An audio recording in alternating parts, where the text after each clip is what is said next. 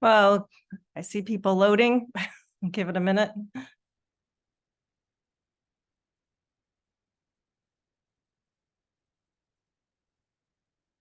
Hello. Hello, good afternoon. How's everybody doing today? Good. Can you see Good. us or no? I see no cameras. I see no Oh, pictures of shoot. Oh, people. here we go. I see There little we go. squares. There we go. Yeah, I was wondering if people were going to be on camera or just, your choice. No pressure here. So good afternoon. I'm Dr. Tammy Shetron, the Bobcat RISE program director. And today I have with me our program specialist, Kate Thompson. And in a few minutes, we'll give a bigger introduction to ourselves. Hear it. Oh, I see somebody coming on. So if you'd like to go on camera, that's great. You don't have to, but it's nice to see your faces and see who we're talking to. Tammy, I met you at a meeting with Marie Livingston and Yeah, how are you? Teresa Weaver.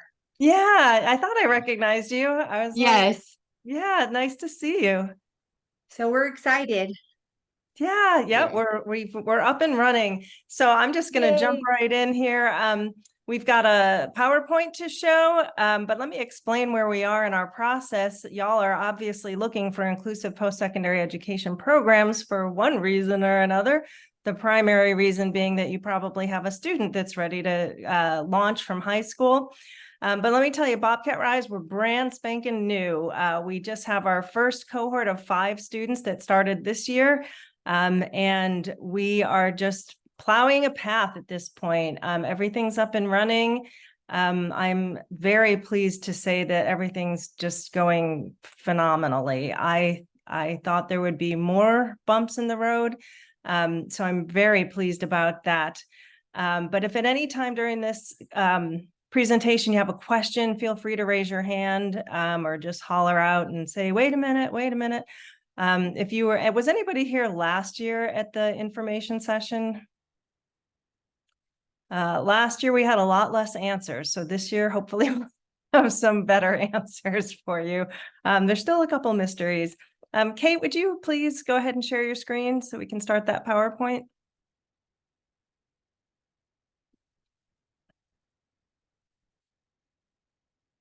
And you can go ahead and turn to the next page.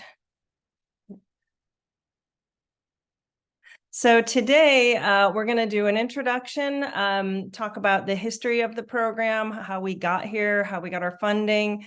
And as it says there, we're still building the machine as we fly it. Then I'm going to give you some information on the program itself, what it contains, what you can expect your student to learn, and what our goals are for our students. We'll go on to the practical information on campus living, meals, costs, all that good stuff. And I guess that's it. I combined campus living and cost and funding together. So go ahead and click the next slide. Oops, I think we skipped one. Yeah, introduction. So as I said, I'm Dr. Tammy Shetron.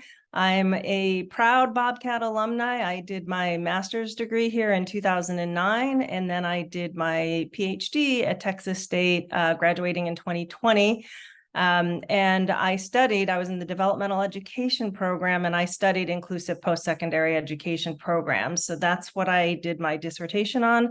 And a couple of years later, when there were plans to start a program at Texas State, they hired me to run it because they knew I had the background information on how to do it, which is kind of not true because every program develops in its own location according to the resources that are available. So no two programs are alike. We happen to be a 4-year residential program. And that's different than, say, a 2-year program at ACC or any other kind of program. Each program is unique. Kate, would you like to talk a little bit about yourself? Hi, my name is Kate Thompson. I'm a Bobcat too. I was a Bachelor of Social Work graduate here at Texas State in 2020. Then I got my master's in social work up at UT at Steve Hicks School of Social Work in 2021. After I graduated, I worked for a few years at the Texas Center for Disability Studies as the coordinator of the Autism Consortium of Texas LEND program. I also, during my master's, was involved in a year-long scholars program focused on post-secondary transition. But what brought me to this field is I have a son who graduated high school last year who is autistic. And so that kind of got me interested in social work, got me interested in the issues around disability and transition to adulthood. So a big portion of my position as program specialist is the employment component of our program. Thanks, Kate. And if you can go ahead and turn the slide. So the history of the program, I don't know if you're aware, but we have a Bobcat alumni, Vilma Luna. Is anybody familiar with Vilma? She was a Bobcat alumni, and she had a student with autism that she was looking for a post-secondary program, and we didn't have one. So she went over to the Aggies, and she helped start Aggie Achieve, and her son just graduated from Aggie Achieve. And then she was asked here to help get this program started. And a group got together from across different departments, and they applied for funding from the Texas Council of Developmental Disabilities. And that's how we got started, is a grant from them. We're starting our second grant year. And we also have a grant from HEB, the Smith Trust. And now that we're up and running, we're charging program fees. So eventually we hope to be self-sustaining, and it is those program fees that allow us to do that. Last year was our planning year. That was mostly just me sitting in a room figuring it all out. This year is our pilot year. Next year, when we have 10 students, that's our goal. That'll be our partial scale up. And finally, in our fourth year, we hope to be up and running with, there'll be 25 students at that point. Can you change the slide, please? Thank you. So the way the program is designed is pretty much 50-50 academics and employment. But there is also a component that's independent living skills focused for just the students in our program. So it's really 40-10-50, I guess would be a better way to look at it. The traditional academic courses the students will take with their classmates, there'll be traditional courses, and they're divided into 15. And if you're taking notes, we can send you this PowerPoint afterwards. Don't worry about it. There'll be 15 courses required. The first 5 are what we call core courses, and every student is required to take them. It includes communications 1310, English 1310. Our students this year are taking a computer science course. We have a integrated reading and writing course. And then every student at Texas State is required to take a course called US 1100, which is kind of how to do college course. The next 5 courses that are required, but they're exploratory. This means the students can take a course in any area of interest. So let's say they were sitting next to someone studying psychology and they heard about what the student was learning and they thought that was interesting. They can go take a psychology course. The only limitations on the exploratory courses would be a course that has a prerequisite. If the student doesn't have that prerequisite, they couldn't take the course, which would be true of any Texas State student. And what our goal is that by the time the students have taken those 10 courses, our hope is that through that experience, plus all the employment experiences they'll have, that they will have figured out maybe what they really want to take a deep dive into and what kind of job they want to eventually get when they leave college. And then we will put together with them 5 courses in what we call their concentration. So let's say a student wanted to do early childhood care, then we would get together with the education department and we would figure out what are 5 basic courses that would really prepare a student for that field. If it was photojournalism, we would pick 5 courses with the School of Journalism and that area. So there's no limitation on what direction your student can go in. We have a student right now who's very interested in history. So I'm sure when he leaves here, I can almost guarantee his transcript is going to be littered with history courses. He just loves history. We've got another student who's very mechanically oriented. It'll be interesting to see which area he ends up going in. But those courses, the traditional academic courses, are really designed to start a little bit on the controlled side so that we can understand the student and learn what their abilities are, how we can best support them, and then on through to their own concentration. Another component of the program is we have Bobcat RISE seminars, and those are courses that have been developed just for our students. The first one they're taking this semester is Self and Campus. It's a course of kind of self-exploration in campus services. Next semester, they'll be taking Health and Well-Being. We have courses down the line on financial literacy. There's a course on self-advocacy and political advocacy. So there's a bunch of different courses that are just for our students.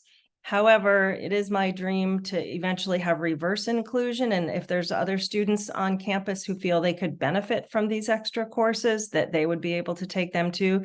They won't get credit for them, but I like the idea of that reverse inclusion component. And then there's a whole other 50% track on career explorations, career supports, and things of that nature. That's Kate's department. The first year, our job, we have, in addition to a class every semester, we have increasingly rigorous opportunities to job shadow, get paid employment, or do internships. And our goal is that by that fourth year and that second semester, that our students have a full-time internship in the area that they hope to go in. So when they graduate, our goal is that they not only have that practical experience in that area, but they also have a concentration of courses that supports that. In the field right now, certifications are kind of the new hot thing. So I can imagine that as we go through the next few years, those might actually be firmed up into actual certifications. I'm not sure how that's going to work yet, but that's what's coming down the pike. If we could have the next slide, please. Does anyone have any questions about what I've talked about so far? Don't be shy. Okay, so let's talk briefly, and I'm glad I see a couple students here in the room. There's a big difference between high school and college. A lot of students don't know this, but it's not on this slide, but one of the biggest things is that when you're in high school, you kind of still have to do what your mom and dad tell you to do, and you're still staying at home. I see that smile. You're still at home, and it's a more controlled environment. And you don't have the freedom to choose as much. You know, when you're in high school, everyone has to kind of take the same classes. But when you get to college, you're going to be much more independent, and you have to learn those skills to be independent. Being independent doesn't mean just having freedom. It means learning the skills to take care of yourself. Now, in high school, students have an IEP or an ARD, which gives the school directions for accommodations for the students. In college, we have legally mandated accommodations, but in a program like Bobcat RISE, we can also modify the curriculum, and that's what makes it a non-degree program. The students will get a certificate, but they won't get a degree because they're taking the courses for pass-fail. In college, we have different laws that govern us. We have the ADA and anti-discrimination laws. Excuse me. And you get your accommodations through ODS, which is the Office of Disability Services. And on every campus, it's called something different. That's not a legal term. Ours just happens to be called the Office of Disability Services, or ODS for short.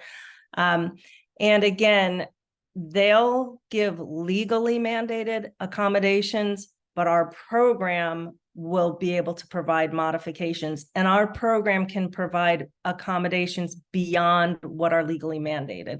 So for instance, we have a student right now who has difficulty reading. So we're looking into getting him, it's called an e-reader, I think. It's a pen that you just drag along the text, and you have a earpiece in, and it reads the text to you. So we're looking at additional types of accommodations that can help our students really succeed. And the students take the courses for pass, fail, or audit. They do not get credit for these courses. Next slide, please. We'll have advising every semester. We'll do person-centered advising. You're probably all aware of what that is. So 2 times a semester, the students will meet with me and we'll talk about their academic and life goals. The first time during the semester, it will be just with me. And then the second time during the semester, they will invite whoever they want to the meeting. So it'll be probably parents. They can invite friends. They can invite whoever they want. We haven't even started that yet. We're having our first advising in the next couple weeks. So we're getting that up on the up and running. And they have our school I've gotten 0 pushback from any area here at Texas State for inclusive experiences, and their advising center, our first freshman advising center, is called the PACE Center. Everywhere I've gone, people have assured me that our students are welcome to their advising as well. So they can get the school advising too. Next slide, please. Now here's where we get into one of our sticky, we're just new and we have some little glitches. This year, our students are living in sanctuary lofts. Those are apartments just off of campus. And we've contracted with them to have these suite style apartments. So there's 4 rooms together with a central location. And because the students are off campus, we've hired, we're calling it an independent living assistant or an ILA, which is comparable to a resident assistant or an RA. And we did that. We didn't get rooms on campus because if you know anything about Texas State, we have a shortage of housing. So we have our biggest freshman class this year. It's like 7,850 students. And we don't have housing for all of our freshmen. So many of them are living in apartments off campus. I have an appointment with our housing director in a few weeks to talk about, we have a new dorm that's being built. It's supposed to have, I think, 1,000 spaces. So we're hoping to get into the dorms next year because that really helps that inclusive piece, helps it. Our students are doing great in the apartments and they're nice apartments, but we do hope to get our students on campus in the future. The students would get meal plans, whether they live on campus or not. There's all different levels of meal plans available. I heard last week, several of our students do a lot of cooking themselves in the apartments. So I was surprised to hear that. I thought they'd always be eating out, but they aren't. They're making their own food. Our students are subject to all the student conduct rules that apply to any other student. And one of our utmost goals is their safety at all times. So we had some unique safety issues this year, and we just troubleshoot them and do our best to find the support that's needed for any kind of safety issue that might appear. Next slide, please. Our students can participate in any extracurricular activity that any other Bobcat participates in. You will be paying tuition and fees. When we say fees, that means the library, sports events, fine arts events, some of those are ticketed. Any kind of on-campus activity that's open to any other student is open to our students. This is kind of we are starting our own student organization called BOCO Buddies, which is, we were fortunate enough to have a volunteer who used to work for Best Buddies, and she's developing it patterned on the Best Buddies model. We may also have a Best Buddies chapter. We haven't decided that yet. But anything that any other Bobcat can do, our students can also participate. Next slide, please. All right, now Kate's gonna take it from here for a bit. So as I'm sure you're all aware of, there are some pretty rough statistics around high unemployment among folks with intellectual and developmental disabilities. Very high unemployment rates, more than twice the unemployment rate of any other type of disability, 4 times the rate of the general population. And so because of all of these, we really have a strong focus. About half our program is focused on employment training and employment placement. So as some of you who have already completed high school, or maybe you're going into your junior or senior year this year, post-secondary transition skills are required, but they can vary pretty broadly. So because of that, we will do additional transition assessments as soon as the students start here. I know that my son, his transition assessment was a Google form that I wasn't told he was going to be completing, and he didn't understand how to complete it. That was interesting. I kind of walked in, what are you doing? And he was like, filling it out very happily. And but unfortunately, because he didn't understand it, it wasn't accurate information. However, we know how important it is to have solid soft skills in employment, right?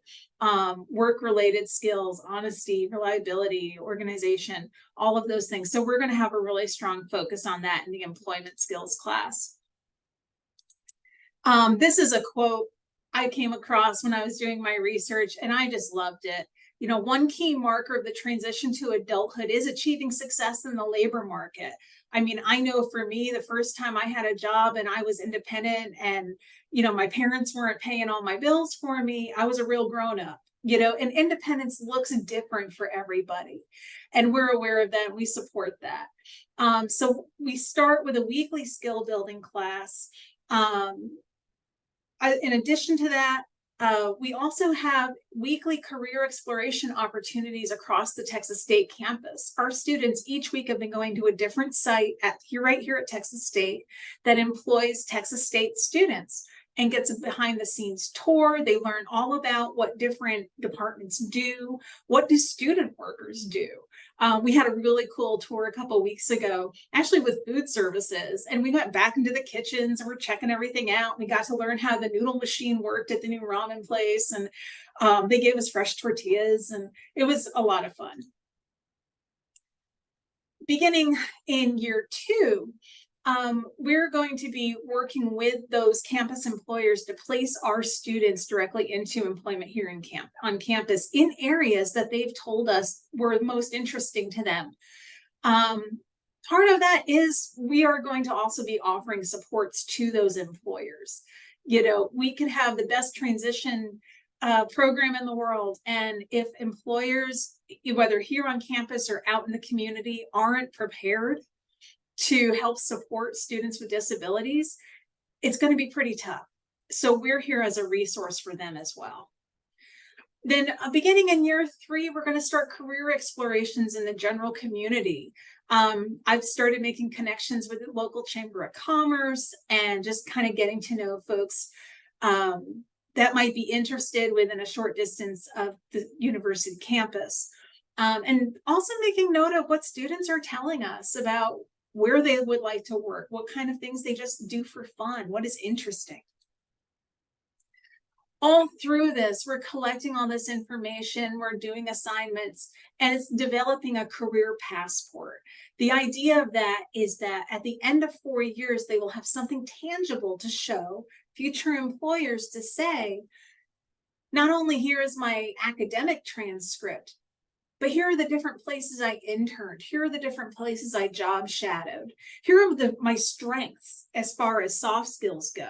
Here's what I'm good at. Here are the skills that I've learned along the way that are hard skills, so that they have something put together that they can go in and have a better chance of explaining the breadth of what they've learned here.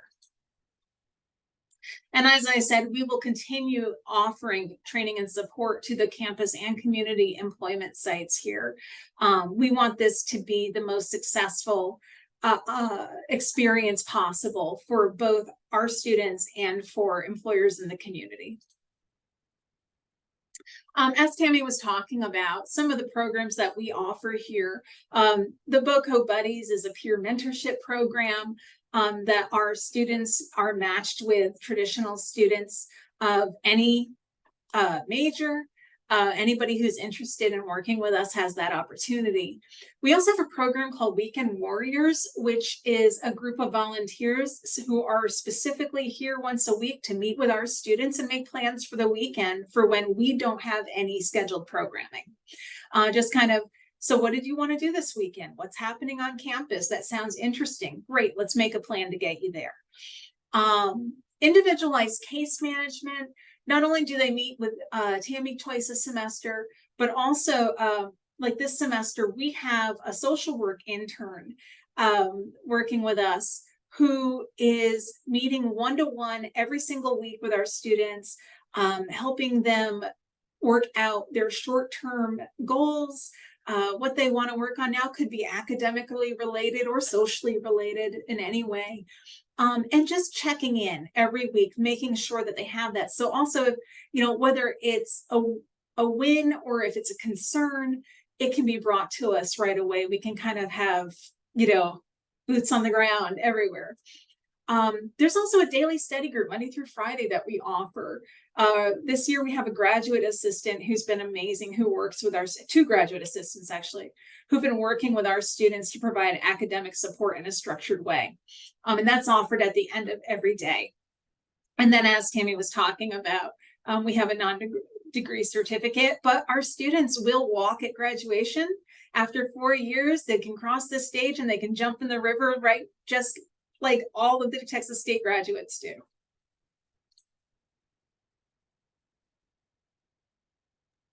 Awesome, thank you. And I do want to emphasize, we have a most fabulous group of volunteers, our social work intern and our graduate assistants. One of the valuable things that Kate brings to our program is her licensure in social work, and she plugged us in with the social work department to get an intern. And I've been so impressed with this intern. She meets with our students once a week for an hour, and she just has them find short-term goals, long-term goals, what's going well, what's not going well. If a student wants to learn how to approach people to be friendlier, she coaches them on how to do that, and they practice, they go and meet people. So she's just been great. That's a very valuable asset to our program. So now we're going to go back into the weeds a little bit. I probably should have spelled this out. CTP status is the government designation from the Department of Education. It stands for Comprehensive Transition Program. You may or may not be aware of what this is, but it's the legal status from the government that a program can get if it complies with certain strictures.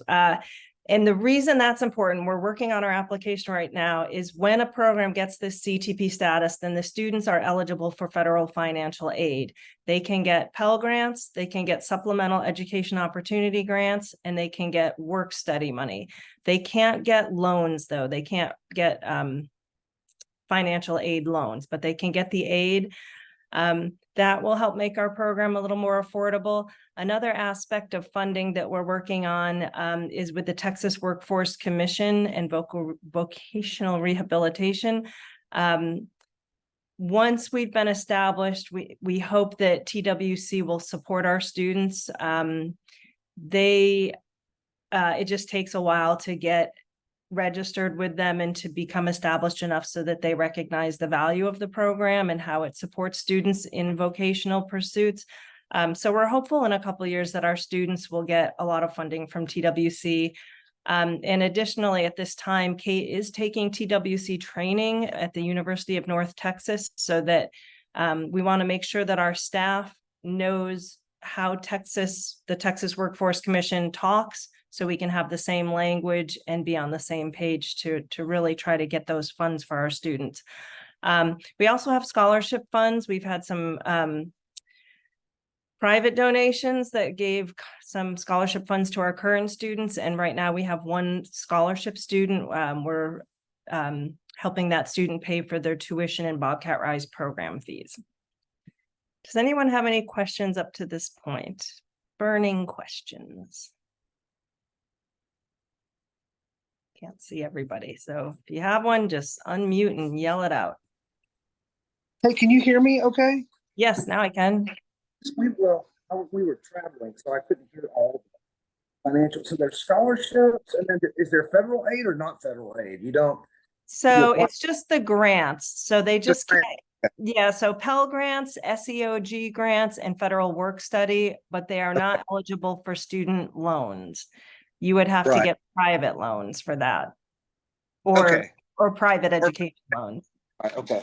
Yeah, but we're hoping a few years down the line that there'll be a lot more financial resources so that we can it won't be such a hardship.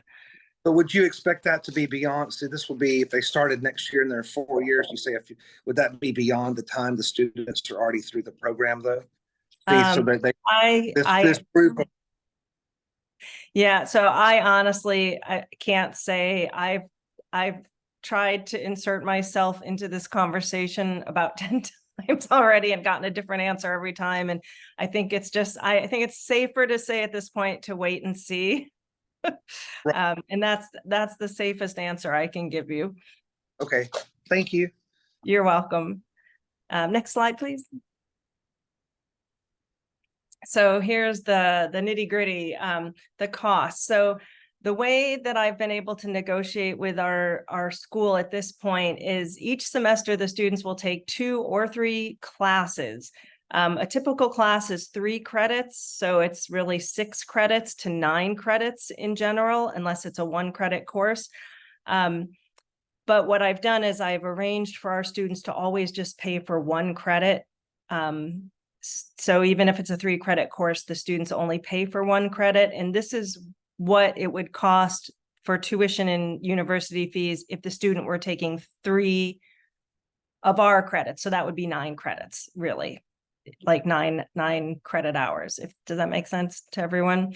And that's because we do have program fees, which are $8,500 per semester. Those fees go to pay staff salaries and all the behind the scenes expenses. The housing at this point is approximately $5,000 per semester. That is probably the highest you'll see. And the reason it's that high is because we did not get space in the dorms this year, which are less expensive. And also the apartments that they're in are kind of on the nicer side, so they're a little more expensive. And when the students live in apartments, they have to pay for all 12 months. They aren't just on that 9-month school system. They have to pay through the summer as well. So that figure's high right now. I do anticipate it will go down if our students get campus housing. An average meal plan is about $18.50 per semester. That's just what it costs. So, and your kids have to eat. So if they were living in apartments, they can usually make their own breakfast and do some cooking in the apartments, is what our students are doing now. But if they're on campus, they won't have that opportunity. So there will definitely be a meal cost. There are other supplies and travel that varies. I didn't include that in here. The university, I think, says depending on where you live, $2,000 to $4,000. But our students don't have as many book supplies as other students. So, and it just depends where you live, how far from campus.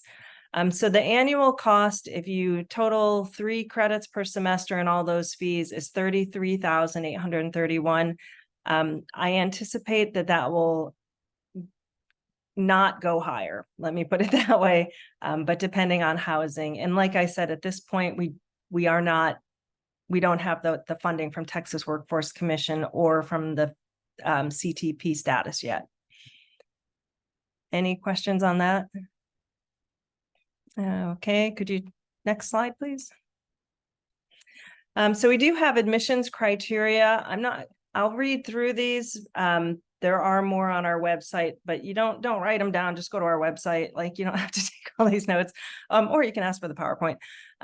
We accept students who are aged 18 to 23 or up to 28 if they're a transfer student. Students must be able to safely navigate the campus and function independently for sustained blocks of time. So a student who doesn't like to sit more than 30 minutes at a time is probably not a good candidate to be in a 50-minute class. Students must be able to take care of their personal hygiene, medication, and get themselves up and going in the morning. We don't have concierge service.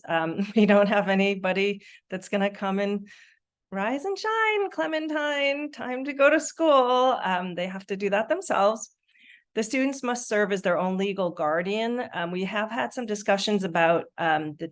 They have to be their own legal guardian, but the medical part might be different. Students independently desire to attend college as well as to achieve greater independence in future employment. I'm going to say this right here. All the research shows and experience shows that if the student does not want to be at college, they will not succeed. So mom and dad, if you really want your student to be in college, but they don't want to be here, don't spend your money on it because they're not going to probably succeed. We did our first application cycle this year, and we had one student. We invited students to campus for an all-day tour and interview. And at the end of the day, we asked this question: who wants to be a Bobcat? And one student said, I don't. So that student is not here with us. I see a hand. Janelle, please. Hi, I had a question back about their own legal guardian. Sure. So the medical aspect is definitely something I wanted to understand, but also the financial. There's different levels of guardianship, and those would be two that. Yeah, so they just need to be able to make the choices on a day-to-day basis for, like, do you want to go here? Do you want to go there? That kind of thing. But I understand that the medical guardianship, of course, is a whole different layer. I don't really know about the financial part. Obviously, parents generally are responsible for their students when they're in college. Yeah, it's just, I mean, those are like legal decisions that take time and stuff. And so we keep seeing this in a couple different schools, and we're just worried that we don't want to limit her by making some of these decisions, but they're important decisions, right? Especially if I can hop in here. Kate might have some good answers for you. Yeah. So there's a lot of great information about this on Disability Rights Texas's website about guardianship versus supportive decision making. And I would really encourage you to explore that, because supportive decision making basically means that, after the age of 18, the parent does not pursue permanent guardianship over their adult child, but rather kind of scaffolds independence as is appropriate for that person, so that it's a more person-centered approach, that we know that the person with a disability is living the life that they want to live, that they are making their choices. And, as Tammy was saying, there can be different levels of it. There's, medical guardianship is a different thing. But, if we want to go and take a field trip to, one of the ones we have coming up is to go visit the bus station. And students have the option to do it or not do it. And so that's like just one minor example of that. But being able to make their own choices on campus day to day without asking permission for program activities. Okay, thank you. And, I see two more hands. Michael, I think yours was up first. Yeah, I attended last year, and this is good new information. This is in regards to the admissions application itself. My daughter's filling it out online. Is there a way for me, because she's gotten to the point where the parents need to fill stuff out, is there a way for me to access that application from my computer instead of having to sit at her computer? Sure. So if you can send me an email, my email directly is kate.thompson, just like spelled like it is on the screen here, at txstate.edu. And if you could get just email me with your daughter's name and birth date, I'll be able to pull the partially completed application and can send you a link for that, just so that you can get what she's done so far. Great, thank you. I appreciate that. Absolutely. And Jimmy.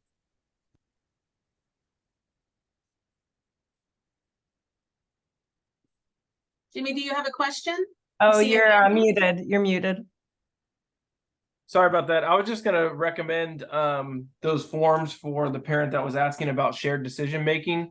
That's what we did with Jimmy, and we were able to go to the bank, get it RISE for like financial, legal, medical things, and it's pretty easy cheesy. So.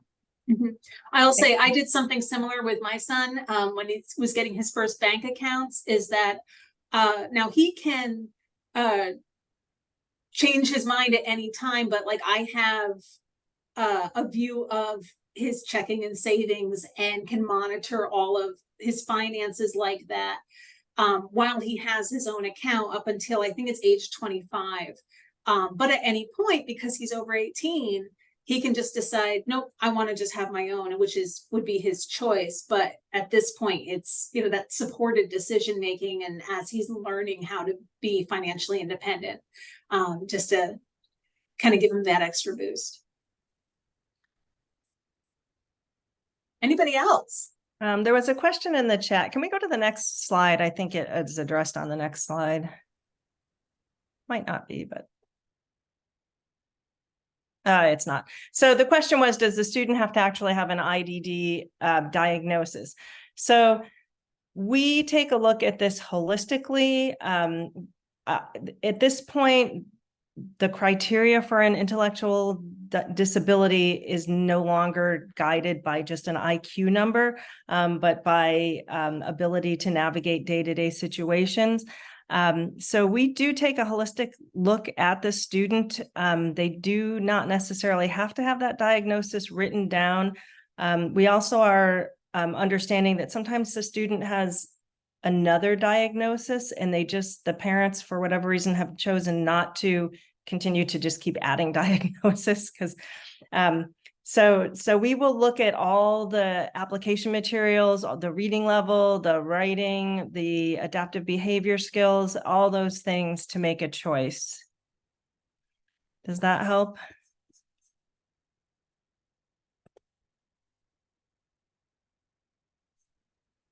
Yes, okay. All right, and you feel free to reach out with further questions. So our application cycle is currently open. It closes December 1st. If you have any questions, you can email us at bobcatrise@texasstate.edu. You can also email Kate or I directly. We're right there on campus. Oh, there's another chat.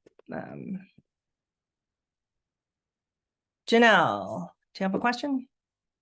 Yeah, I have another question. Sure. Can you just describe like a typical day?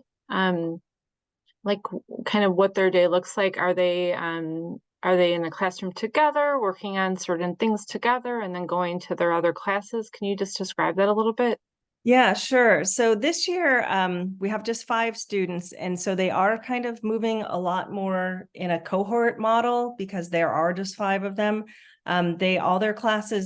They are in all the same classes together, and so like, for instance, Monday, Wednesday, Friday at 8 a.m., you will find our students in computer science class in a class with 72 other students. They just had their first exam. Then they take a communications class. They have that together. Their employment class is obviously together because it's specifically for Bobcat RISE students. They tend to scatter throughout the day. One of our students has a special student center she likes to go to when she has downtime. One of our students loves the makerspace in the library. He tends to go there.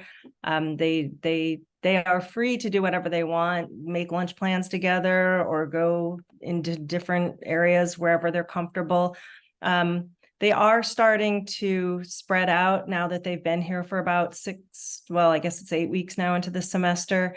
As they get comfortable, I just got an email from one parent asking if their student could move to another apartment complex. So I'm not sure. I have to think about that because we would not be able to provide supervision if that were the case.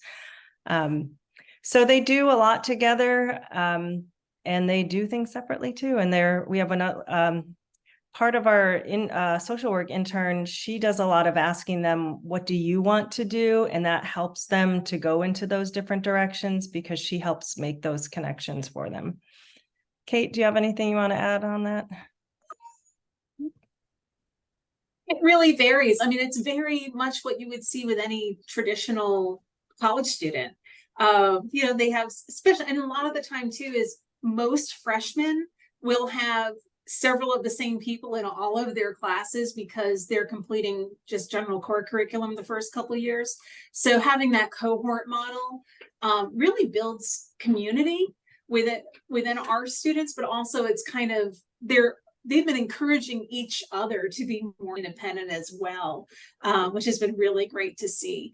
And then on the weekends, like I said, I talked a little bit about our Weekend Warrior program.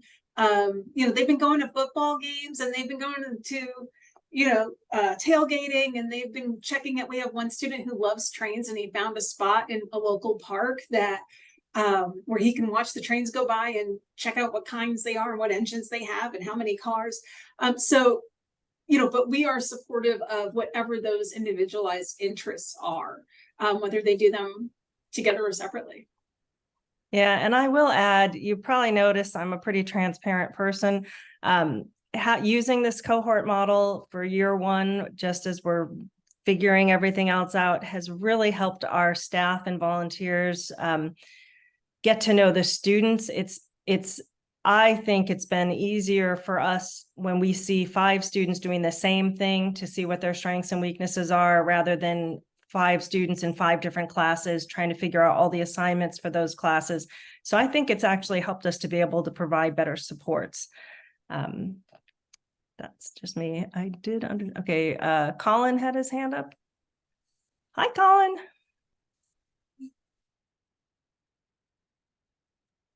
I was muted. Of course, I do it all the time. Of course. Zoom technology. So Caitlin, has some physical disabilities where she can't drive. So this off-campus thing, you may have said this already, and while I was driving home, but do they transport them to the campus, or how do they get on campus so they can get past and back, or how do they get there and back? Right. So the apartments that our students in, they advertise themselves as being 99 steps from campus. We have a physically frail individual in our cohort now, and that was a huge concern. There is a shuttle that goes all the way around campus. Do you know how far that is, Kate, from the apartments?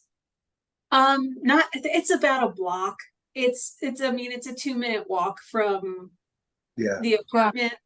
And the shuttles are accessible.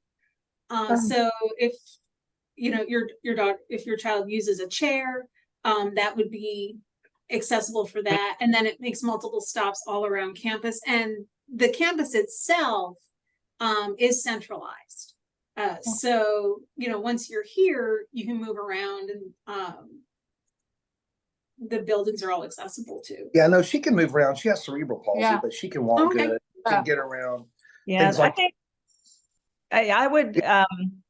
I would say, seeing our currently medically fragile student, how she's navigated it and made it work, I would say it would work. And the second thing I had was a totally different subject. I went through the application and submitted what I had, but I didn't have like a transcript. And what I was going to do is, can that also be supplemented through an email to the Bobcat RISE, or does it need to go specifically to one of you, or through a different process? Like I'm trying to get her. I just ordered her high school transcript, but I just haven't gotten it. Right. I'm going to let Kate handle this because she's doing all the paper stuff for that. So what's easiest for you, Kate? So it can come directly to one of us. I would say, if you're going to send it by email, please make sure that you redact it, any social security information that might be on there, because it becomes a security issue. But if it's a standard transcript or ARD report that does not contain that kind of information, that's fine to send as an attachment if you're not able to upload it through the portal. Well, I can redact it. I mean, I can redact it through Adobe and take all of her sensitive information off of it. Well, yeah. Do I need my accommodations? Oh, no, don't worry about that. We're good. We're good. Thank you. You're good, baby. All right. And I think there's a question in the chat. Thanks, Kate. To understand, there will be 10. Yes, our goal is to have 10 students per cohort moving forward. This is our pilot year. We started with 5. The goal is 10. I don't think we would be equipped to take more than that. How many applications were received last year? I think we had a total of 15 or 16. And we interviewed 12 students and we selected 5. We also started really late in the year. I was not hired until December, so everything happened like really late in the spring.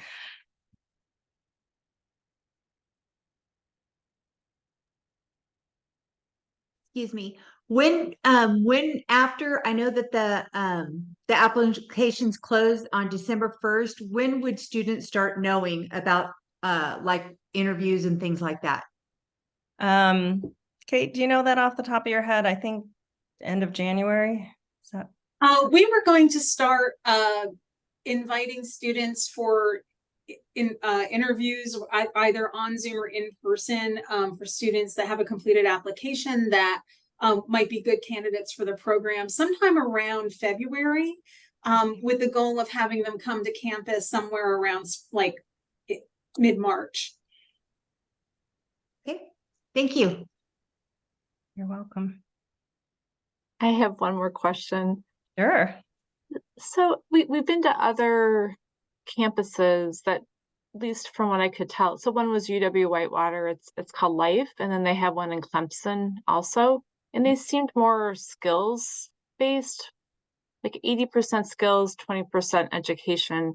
And it, from my opinion, it seems like you guys are more educationally focused. Like, can you, like, what's your philosophy? Like, what are you guys focused on? Yeah, so we are definitely academic focused. I come from a background in developmental education, which is basically college student success hidden as math and reading and writing supports for underprepared college students. And our philosophy is to give the students as broad a base to examine the world and themselves before funneling them into any type of employment activity. I have, as you probably well know, when your student has difficulty communicating or expressing themselves, they might say one time that they like hot dogs, and for the rest of their life, the conversation is, oh, you want to work in a restaurant when you grow up? You like food, you like eating, you probably want to be a cook. And they get locked into these narratives that people put on them. And our goal is that the student can gain voice and agency through these academic experiences. Our last 2 Bobcat RISE seminars are on developing a disability identity and self-advocacy skills, as well as political advocacy. That doesn't mean every student's going to be interested in that. It doesn't mean every student will want to do that or care about that. But we want to develop students who are holistic. Nobody's telling them or designing their life for them based on a few pieces of information. I mean, how many of you are the same person you were when you were 18 years old going to college? I don't know about you, but I've had several career changes. I got into this field because I worked at the Marbridge Foundation. If you're familiar with what that is, I was their music and drama and spiritual instructor. Loved it. It was used all my artistic skills, which is what my background is. But then I saw that parents were so concerned, what's going to happen to my loved one when I pass? And I just thought my kids were growing up, and I just thought, I want to do something about that. So my goal is that these students that come will be able to take care of themselves. And my dream is that we will have an alumni center that will help these kids for the rest of their lives. They'll be Bobcats. They can come to our alumni center and get any kind of employment assistance they need. Oh, I love that little heart, right? Warm fuzzies. And I cry easy sometimes. So anyways, that's the reason, is that we don't want to force the kids to just get a job. We want them to have a job if they want, but we want them to have the life they want. Great, thank you. You're welcome. Okay, any other questions?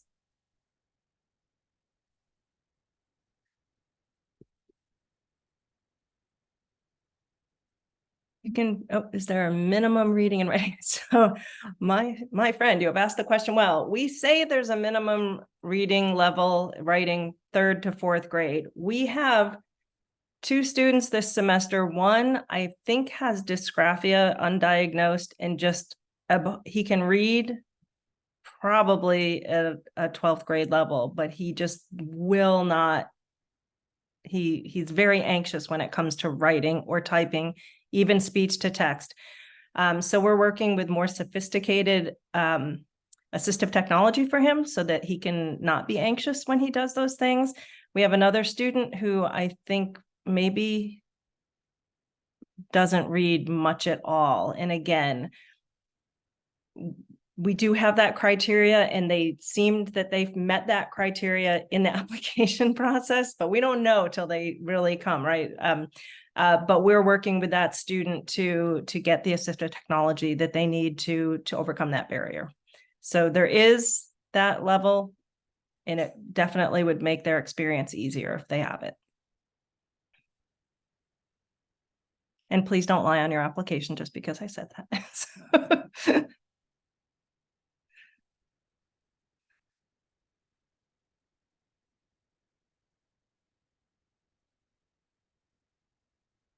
Any more questions? Oh, raise hand. Jimmy. Hey, Jimmy's twin sister is actually a freshman there, and we're going to be there for family weekend this weekend. Do you guys have any events or anything going on this weekend? So we don't have any special events going on. We talked about it, and there were just a few families coming, and there were so many events already planned for families that we just thought it best not to try to compete. But you can come if you want to. I could hook you up with some of the parents that are coming and see if they have time to hang out with y'all or something. Would you like that? If you do, No. That's not a big deal. I was just wondering if you guys would have any kind of specific things that we can come say hi or something. But if not, that's no, we decided not to. But we did just have Bobcat Days was this last Saturday. And if you're here on a weekday and you want to try to meet with us or some of the students, just send us an email and we can try to arrange that. Cool. Thanks. Yeah, and if anybody wants to visit the campus, there's just that you do it the same way any student would. There's a website that it's just how to visit Texas State. I forget what it's called, but you just click on there and you sign up for a tour. And then if you want to reach out to us and see if we're available to meet with you personally on that day, feel free to. Okay, that was actually my question that I was about ready to ask. So thank you so much. Okay, so if my daughter graduates in 2027, do we apply fall 26? Yeah, that would be the time frame. Did I see a hand go up and go down?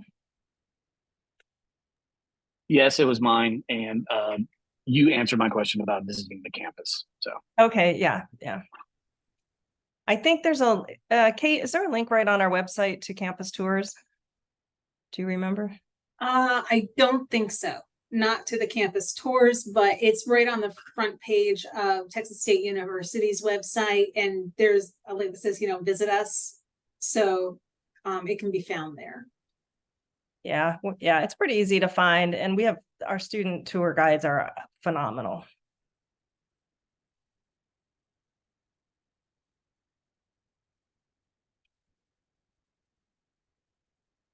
Does RISE have social media? Yes, we do, and we should have put it on this slide, but we didn't. Yes, so we're on Facebook. We're on now it's called X. It was Twitter, and we're also on Instagram. Thanks, Janelle.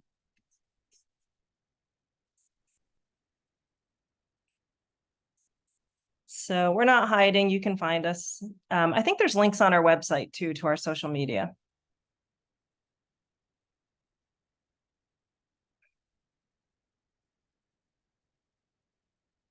Any other questions? Happy to answer. Oh, you're welcome.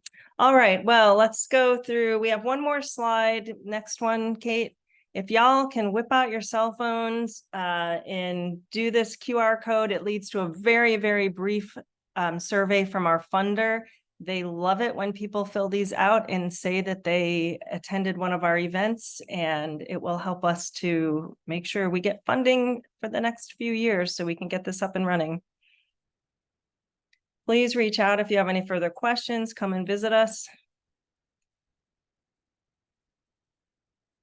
Kate, do you have any final words?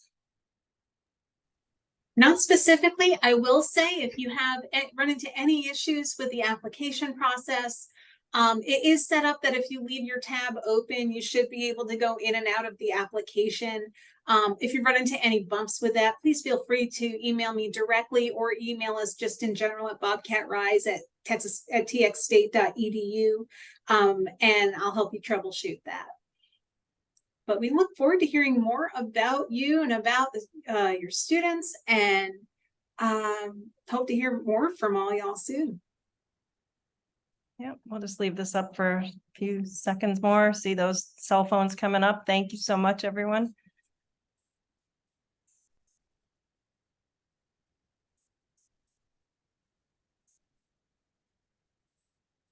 All right, thank you, everyone. Have a good day, and we will hopefully hear from you soon. Bye.